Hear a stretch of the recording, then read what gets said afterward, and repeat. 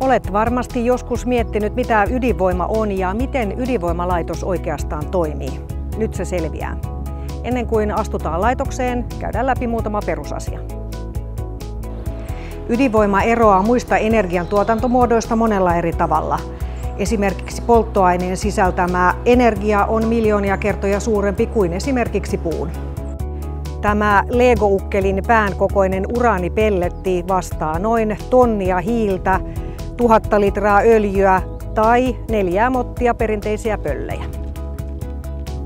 Jos yhden suuren ydinvoimalaitoksen sähkön tuotanto korvattaisiin puupolttoaineilla, kuluisi siihen noin 1/5 Suomen vuotuisesta metsänkasvusta.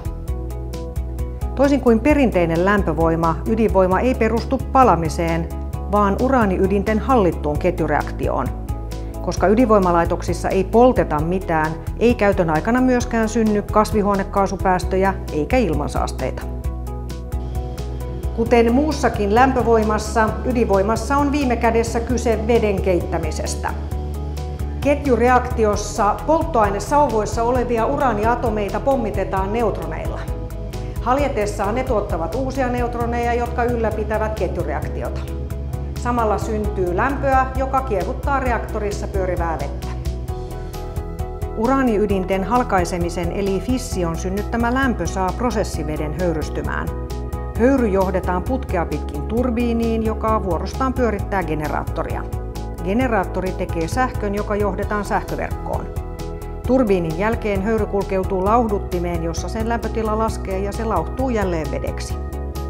Vesi johdetaan takaisin reaktoriin ja sama prosessi käynnistyy uudelleen.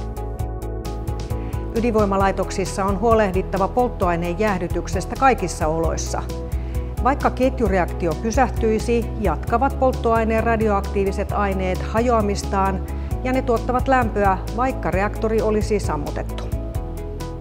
Reaktorin jäähdytys onkin varmistettu useilla toisistaan riippumattomilla järjestelmillä. Laitosten suunnittelussa on otettu huomioon myös se, että jäähdytystä ei saada toimimaan.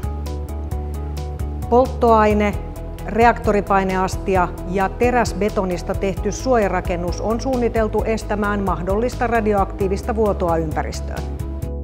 Vastuu laitoksen turvallisuudesta on voimayhtiöllä ja toimintaa valvoo Säteilyturvakeskus.